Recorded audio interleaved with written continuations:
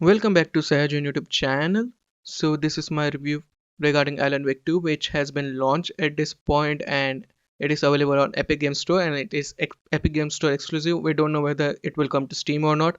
Maybe it happens, but this game was funded by Epic, so yeah, they can do whatever they want. But at the same time, this game is available on PlayStation 5 and Xbox Series X as a digital version. Do note you can't have a physical copy of it because physical copies Epic hasn't done it. So yeah, maybe later down the line they will do it. But in this game you have two different environments, like two different story campaigns which is going on at the same time. One is from Sarah, which is an FBI agent which comes in the Bright Fall for a mystery and stuff, and her segments are pretty similar to Alan Wake's segment, but Alan Wake's is pretty dark, it's horror inspired and it's pretty dark environments, and Sarah's environments are pretty nice. It's basically in a town and it's like a mystery thriller environment, a mystery thriller campaign for Sarah. But in Alan Wake's case, it's pretty different. It's significantly different. So you are getting the test of both a horror and a survival and a mystery game at the same time.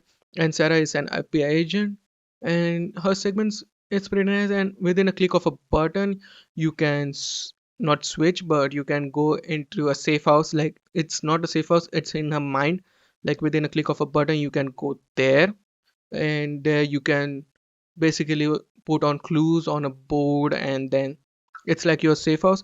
You can go and put your on it your clues. You can do like the investigation thing with lines and stuff, and you feel like a solver, mystery solver kind of a scenario overall, and it's pretty nice. And yeah, the same concept also happens with Alan Wake, and Alan Wake's thing is pretty different because in if Alan does it, if you are playing as Alan Wake and if you do the same thing, you will go into his mind, and then you can piece together different words and stuff, and when you piece together to make a sentence, that will affect the environment where Alan is there, and both worlds can be affected. Like the Brightfall will also be affected, and Alan Wake's water thingy will also be the different world will be also affected, and the sequential game is there, like the most of the game which we know from the Alan Wake is there. Yeah, I will talk about the newcomers to the series later down the line, but yeah, the significant gameplay is there where you want to flash your light onto your opponents to expose them from their darkness and then shoot them. And as you can see, this is how it looks like for Sarah, basically. Like she investigates, she has everything on the environment. Basically, she is a problem solver, and once you solve the thing, the next part of the mystery awakens, and you are solving that. And in if you're doing playing as Sarah, you find things in the environment which you can help to upgrade her equipments basically. Not like in the case of Alan, because in Alan's case, the exploration is the key, and when you do the exploration, you get these kinds of words, and once you get into Alan's writer's room, you can place it in the word segment, and then you can influence the environment according to you. So Alan segments are pretty different because Alan is pretty known to it's known to this dark dark environment and stuff. But yeah, the game is significantly nice, and yeah, do note that this is not for the faint of heart, because it's not like it doesn't play like Resident Evil or Silent Hill.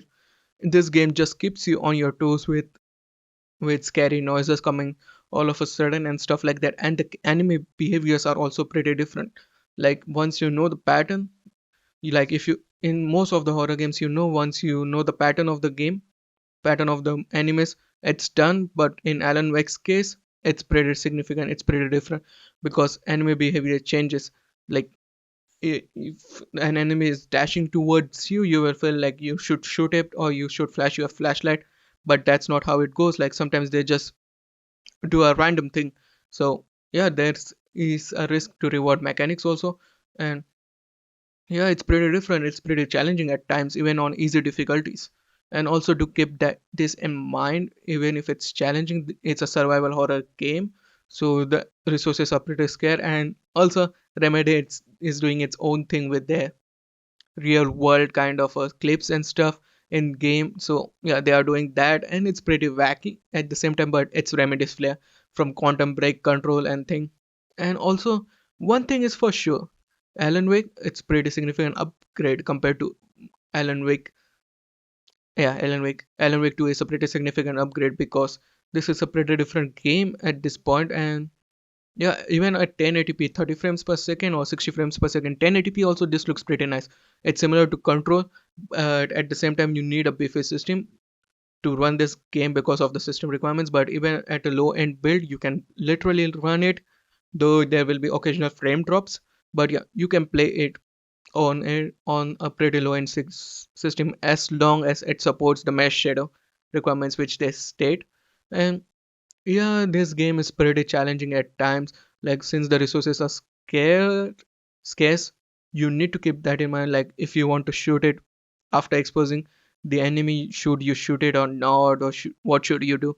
Because in some of the cases, the one you are throwing the flashlight, like flashing the flashlight, it's not a real enemy. It's just a shadow, and yeah, you're just wasting your flashlight's ammo on it, basically, flashlight battery on it. So yeah, it's a different kind of a game. And yeah, say I like the game, I like the Alan Wake section mostly because it's dark and it's horror, but yeah, it also depends on the way, but you need to know the story. And speaking of story, if you didn't play Alan Wake, the first Alan Wake, the game does a pretty good job explaining these things happening in the Brightfall, so I don't think you need to play the first Alan Wake necessary. But if you play it, you will know the story a little bit better. But yeah, the game Alan Wake 2 does it pretty good to explain how the story starts with Alan Wake. And yeah, Alan Wake is like, it's pretty experienced in this scenario. Like Alan knows what things can happen and how things are influenced, as he is a writer trapped in this dark environment. And yeah, he knows how to get back, and he has some kind of a superpowers also. But yeah, overall the game is pretty challenging and it's pretty tough even on standard difficulty. And overall I will say just go buy the game if you are a fan of Alan Wake, or if you are a fan of horror games, this is a perfect game for you. But if you're not a fan, then yeah, I can't say.